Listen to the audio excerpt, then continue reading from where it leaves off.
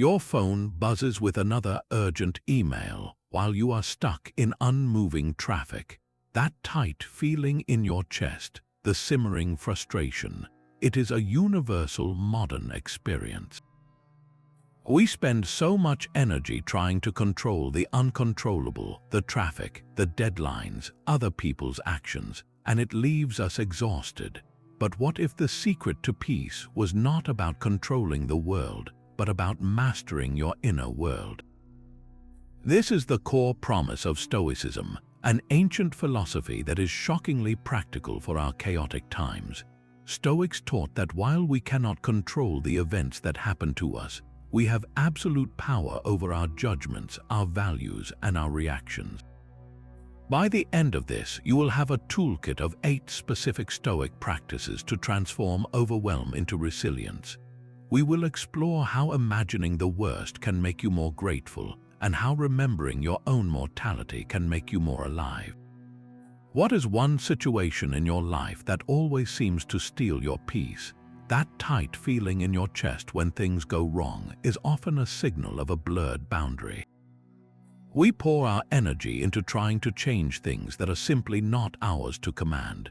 The very first and most powerful Stoic practice is learning to draw that line with absolute clarity. It is called the dichotomy of control. Picture a simple 2-column list in your mind. In the first column, write down everything that is completely and utterly within your power. This is a surprisingly short list. It includes your judgments, your values, your decisions, your effort, and your character. Your opinion about a rainy day is yours. Your commitment to being honest is yours. Your choice to study for an exam is yours. Now, in the second column, write down everything else. This column is infinitely long. It contains the weather, the traffic, the stock market, other people's thoughts and actions, your past, your reputation, and even whether you get that job you want. Getting a promotion is not fully within your control. You cannot command your boss to choose you or guarantee a more qualified candidate will not apply. But preparing meticulously for the interview, researching the company, and presenting your best self, that is entirely in your power. The magic of this practice is not just in making the list, but in the mental shift that follows. Every time you feel that surge of anxiety or frustration, you pause and ask, which column does this belong to? Is my neighbor's loud music in my control? No, is my reaction to it, my decision to put on headphones or calmly request a change, in my control? Absolutely. This simple act of categorization is a profound energy saver. It stops you from wasting your precious inner resources fighting unwinnable battles against the weather or other people's opinions. Instead, it focuses your effort like a laser beam on the only arena where you are truly the sovereign, your own mind and choices. Anxiety flourishes in the ambiguity between what we can and cannot change. The dichotomy of control dissolves that ambiguity, replacing chaos with a clear and actionable map. This mental map of control creates a stable foundation, but what about the storms that still hit us? The Stoics had a surprising strategy for that, one that seems to defy common sense. They would regularly and deliberately imagine the very things going wrong. This practice is called negative visualization or premeditatio malorum, which means the premeditation of evils. Its purpose is not to make you pessimistic or fearful. It is a psychological vaccine, a small dose of a challenge injected into your mind to build immunity for the real thing. Think of it like a fire drill. No one conducts a fire drill hoping the building will burn down. You do it so that if smoke ever fills the hallway, your body knows the route to safety and panic does not paralyze you. Negative visualization works the same way for your emotions. Let us try a brief exercise right now. Think of something minor but valuable you use every day, like your phone. Now for just a moment, imagine it suddenly breaks. The screen goes black and will not turn back on. All your contacts, your notes, your calendar are inaccessible. Notice the initial jolt of that thought. Now walk yourself through it mentally. What would you actually do? You would likely take a deep breath, find an old device or a computer, look up a repair shop, and begin solving the problem step by step. The world would not end. By mentally rehearsing this small loss, you accomplish two powerful things. First, you reduce the shock and emotional charge if it ever actually happens. The event feels less like a catastrophe and more like a scenario you have already navigated in your mind. Second, and perhaps more beautifully, when you open your eyes and see your phone working perfectly in your hand, you experience a genuine surge of appreciation for it. You do not just see a phone, you see a functioning tool that, in this moment, is not broken.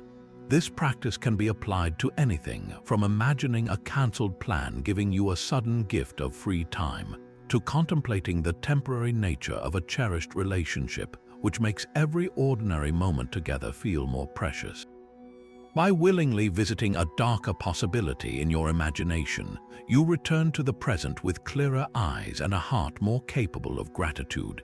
The goal is not to dwell in the negative, but to build a fortress of resilience so that when life does not go as planned, which it often will not, you are not demolished. You are prepared. That fortress of resilience you build is strongest when you remember its place in the larger landscape.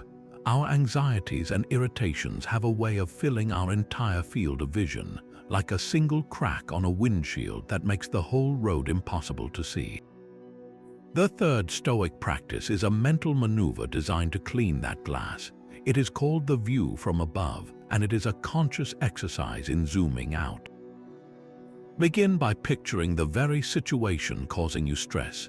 Maybe it is an argument with a coworker or a looming bill you are worried about paying. Now, in your mind's eye, pull the camera back. See yourself in the room, then see the building you are in. Pull back further, seeing your neighborhood from above, then your entire city, looking like a map with tiny moving dots. Keep going, see your country, then the whole planet, a beautiful blue marble suspended in the blackness of space. Now see our solar system, a small arrangement of planets orbiting a medium-sized star. Finally, contemplate the vast, silent expanse of the galaxy, containing billions of such stars, and the universe beyond that, which holds billions of galaxies. In this cosmic scale, your specific problem, while real and valid to you, now occupies a different proportion. The disagreement, the financial worry, does not disappear, but it is no longer the only thing in existence. This is not about diminishing your feelings, but about contextualizing them. You are reminded that you are part of a vast, ancient, and ongoing human story. Every person in that aerial view of your city is navigating their own private struggles, joys, and fears. The executive and the barrister, the teacher and the student, all are living out their own epic tales, largely invisible to each other. This realization fosters a profound humility. It gently mocks our sense of self-importance, not to crush us, but to liberate us from the weight of our own drama. The practice is most useful as an emergency tool. When you feel a hot surge of anger because someone cut you off in traffic, try it. Zoom out. See your two cars as insignificant specks on a vast network of roads, this moment as a fleeting blip in both your long days. Does the anger still feel worth holding onto with the same intensity? When you are sinking into self-pity, pull back the lens. See yourself as one thread in the immense tapestry of human experience. This shift does not solve the practical problem, but it solves the emotional crisis around the problem. It returns to you the composure and clarity needed to address what is actually in front of you from a place of calm strength rather than reactive panic. The universe is indifferent to our daily troubles, and in that indifference there is a strange and wonderful freedom. Our problems are ours to manage, but they do not define the totality of existence. From the cosmic vantage point, you are both incredibly small and vitally connected to everything. The universe may be indifferent, but your life is not a passive script you are forced to read. This brings us to the most radical and transformative Stoic practice, amor fati, a Latin phrase meaning love of fate. This is not mere resignation or gritting your teeth through hardship. It is the active, deliberate embrace of everything that happens to you, the pleasant and the painful, as necessary fuel for your own development. Think of your life as a novel you are co-authoring with reality. Amor Fati is choosing to love the unexpected plot twists, even the tragic ones, because they are what give the story its depth, its tension, and ultimately its meaning. No one embodies this principle more powerfully than the Stoic teacher Epictetus. He was born into slavery, his body permanently crippled by a brutal master. His entire world was defined by limits and suffering that were entirely outside his control. Yet, from that unimaginable hardship, Epictetus forged a philosophy of supreme inner freedom. He did not love his enslavement, but he loved what it forged within him, the unshakable understanding that his worth, his character, and his peace could never be chained by another person. His fate became the anvil upon which his wisdom was hammered into being. For us, the application is less dramatic but equally potent. Consider a modern scenario like an unexpected job loss. The initial reaction is often devastation, a narrative of disaster and failure. Amor Fati asks you to consciously rewrite that story. What if this is not an ending but a plot twist your life needed? Perhaps you are too comfortable, or the job was misaligned with your deeper values. The forced vacancy creates space for a path you are too afraid to choose for yourself. The practice is to actively hunt for the hidden gift. Ask yourself, what strength might this difficulty be inviting me to build? What door, previously invisible, has this closing just revealed? This is not about toxic positivity, pretending the pain is not real. It is about a profound trust in the process of your own life. The rainy day that ruins your picnic teaches you resilience and improvisation. The difficult conversation you have been avoiding, once faced, builds your courage and clears the air. Amor Fati is the decision to stop fighting the current and instead learn how to read the river, trusting that even the roughest waters are carrying you somewhere you need to go. It transforms you from a victim of circumstance into the resilient hero of your own epic, grateful for every part of the journey, especially the chapters you would never have chosen to write. Loving your fate is an internal revolution, but revolutions need daily discipline to hold their ground. This is where the Stoics moved from grand philosophy to practical habit, using a tool as simple as a blank page. The Stoic journal is not a diary of events, but a private training ground for the mind. The most famous example is the Roman Emperor Marcus Aurelius, who ruled the known world. His personal writings, later published as meditations, were never intended for an audience. They were his nightly conversations with himself, a place to wrestle with anger, fatigue, and temptation, and to remind himself of the principles he wanted to live by. In those pages, the most powerful man on earth held himself accountable, not to a court but to his own values. You can build the same practice. Start with an evening review. Take 5 minutes before sleep to ask yourself 2 simple questions. First, where today did I act in alignment with my best self? Maybe you showed patience in a frustrating moment or chose integrity over an easy lie.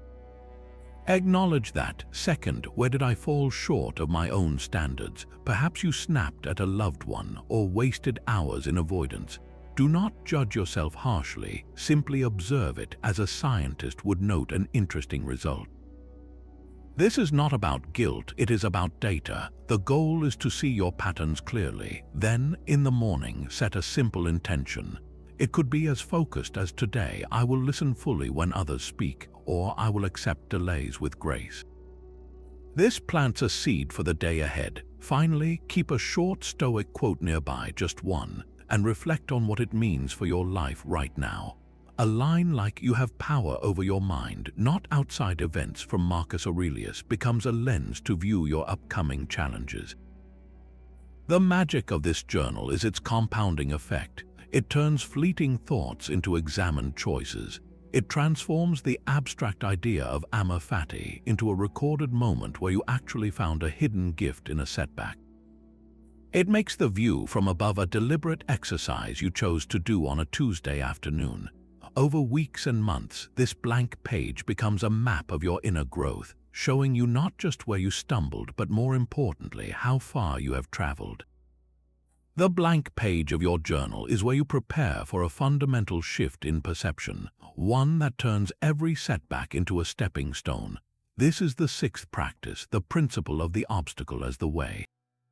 The common instinct when we hit a barrier is frustration, a feeling that the universe has unfairly blocked our path. Stoicism flips this script entirely. It proposes that the obstacle is not a detour from your path, it is the path itself. The very thing standing in your way becomes the raw material you need to build your strength, your patience, and your ingenuity. It is not about avoiding the boulder in the road, but about learning to climb it, to see the view from its top that you would have missed on the flat ground. History offers stark examples of this mindset in action. Take the Roman statesman Cato the Younger, a man famous for his unshakable integrity in a corrupt political era. When his rival Julius Caesar marched on Rome, seizing power, Cato faced the ultimate obstacle. He could have compromised, saved his life and position by bending to the new regime. Instead, he chose defiance not as a futile gesture, but as the ultimate expression of his character. His suicide was a final, powerful statement that some principles were worth more than life itself. For Cato, Caesar's rise was not merely a political defeat. It was the obstacle that provided the stage for his most profound act of courage. His virtue needed that specific resistance to be fully revealed. Your obstacles will likely be less dramatic, but the principle is just as potent.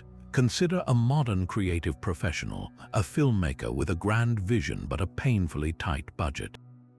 The common reaction is despair, a scaling back of ambition into something safe and small. The Stoic response is different. It sees the budget constraint not as a cage but as a catalyst. It asks, how does this limitation force me to be more inventive? Perhaps it leads to using natural light in breathtaking ways, or relying on compelling performances instead of expensive special effects. Some of the most iconic films in history were born from such constraints, where the obstacle of limited resources directly fueled a surge of raw creativity. The tight budget did not block the path to a great film, it became the essential, winding path to a unique one. This practice is a daily recalibration. Your commute is derailed by a train delay. The obstacle as the way asks, what virtue can this situation demand? It demands patience, certainly, but it might also invite mindfulness, a chance to simply observe the world around you without rushing. A difficult client at work is not just a nuisance, they are your training partner for practicing diplomacy and calm under pressure. Even a personal failure, a project that did not succeed, is the raw material for building resilience and humility. The obstacle presents the question, and your response writes the answer in the development of your own character. When you start to look for it, you see that the world is constantly offering you these weights to lift, not to break you, but to make you stronger. The barrier is not there to stop you, it is there to show you a part of yourself you have not yet met. That boulder in your path, the difficult client, the traffic jam, they all present an external test. But the real battle, the Stoics believed, is fought in the silent space between your ears, in the split second after something happens and before you feel anything about it. This brings us to the seventh practice, the discipline of assent, which is the master key to emotional self-control. Assent simply means agreement. The idea is that our feelings are not direct reactions to events, but to the judgments we instantly and often unconsciously attach to those events. The discipline is learning to insert a pause, a moment of conscious choice between the initial impression and your automatic agreement with it. Think of it like this. An event occurs, let us say a colleague dismisses your idea in a meeting. Immediately, a thought flashes in your mind, a judgment. That thought might be, they do not respect me, or they are trying to make me look bad. That initial thought is the impression. The discipline of assent is the practice of catching that impression before you swallow it whole and asking, is this necessarily true? Is this the only way to interpret what just happened? In that tiny gap of questioning, you reclaim your freedom. Let us use a universal example, someone cutting you off in traffic. The event is the car swerving into your lane. The immediate, raw impression is often hostile. That jerk is a terrible driver who did that to me. If you assent to that impression without a pause, your body floods with adrenaline, your face flushes, and you might honk or yell, sacrificing your own peace for the next 10 minutes. The discipline of assent intervenes right there. You feel the heat rise, you notice the thought, and instead of agreeing, you introduce a different possible narrative. Perhaps they did not see me. Maybe they are racing to the hospital, distracted by a genuine emergency. Or simply, their poor driving is their problem, and my calm commute is mine. You are not deciding which narrative is definitively true. You are choosing which one to give your mental energy to, which one to assent to. By choosing the more charitable or neutral interpretation, you are not being naive, you are being strategic. You are protecting your own inner state from a hijacking. This practice turns you into a detective of your own mind. Throughout your day, you will notice these automatic judgments constantly. Your friend is late and the impression is they are so inconsiderate. Pause. Could there be unexpected traffic? Did they simply misjudge the time? The project gets more difficult and the impression is, I am not smart enough for this. Pause. Is that true, or is this simply the challenging part that comes before any real growth? The power here is not in controlling the world, but in mastering your internal narrative about the world. Every time you successfully pause and question an automatic negative judgment, you weaken its hold on you. You are training your mind to respond, not just react. Over time, this tiny gap you create grows wider, giving you more room to breathe, to choose, and to act from a place of principle rather than primal impulse. It is in that quiet space of non-agreement that your true character is built, decision by conscious decision. Mastering that quiet gap of conscious choice leads to a life of greater clarity, but clarity about what?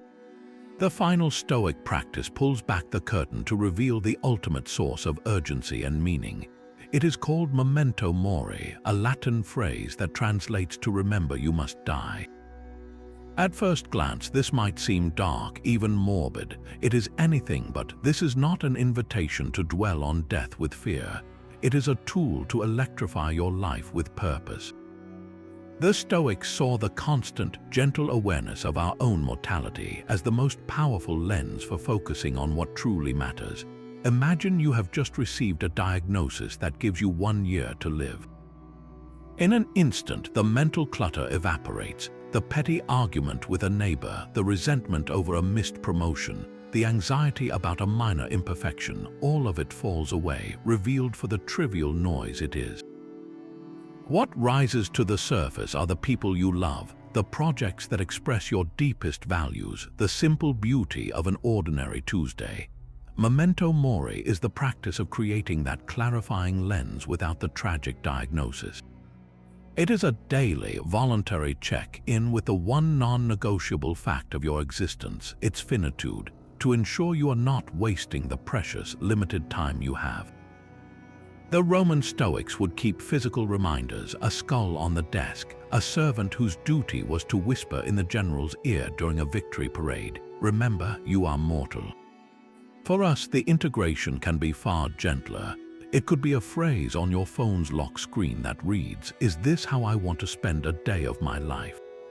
It could be a moment each morning as you sip your coffee to simply acknowledge, "This day is a gift I will never get back.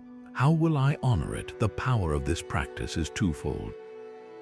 First, it acts as an incredible filter for trivialities.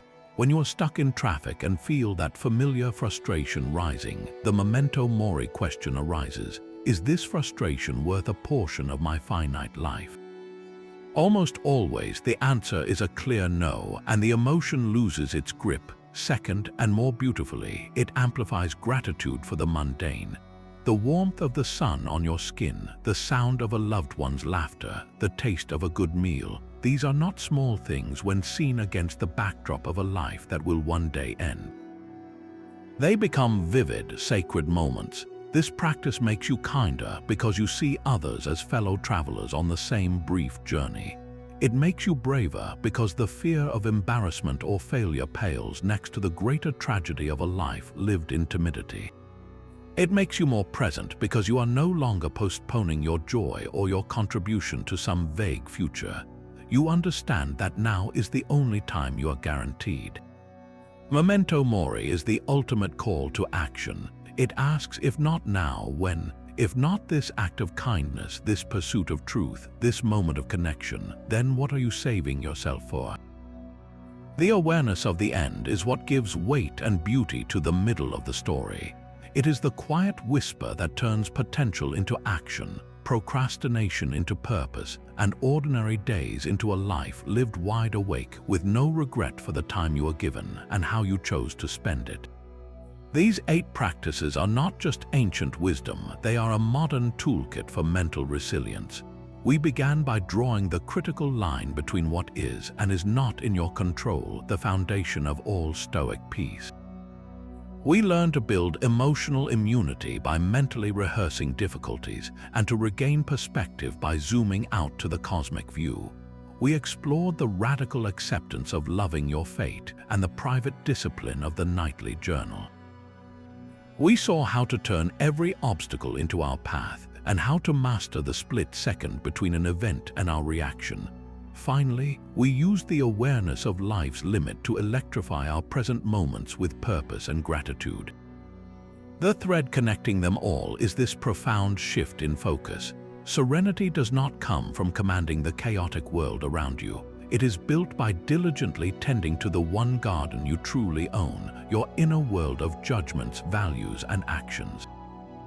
The external world, with all its unpredictability, is then met not with resistance and frustration, but with clear-eyed acceptance and the courage to act where you can. This is the Stoic promise, a life not of passive withdrawal, but of active, unshakable inner freedom. Your journey starts with a single, simple step. For the next 7 days, choose just one of these practices. Perhaps you will carry the dichotomy of control in your pocket, pausing to categorize your worries. Maybe you will end each day with a 2-question journal entry, or begin each morning with the clarifying lens of memento mori. Do not try to change everything at once. Master one tool, watch how it changes your experience of a difficult day. We would love to hear how it goes. In the comments, share which practice you are trying or a Stoic quote that has guided you. Let us build a community focused not on complaining about the storm, but on learning to sail within it. Your peace is not found in a calmer sea, but in becoming a steadier ship.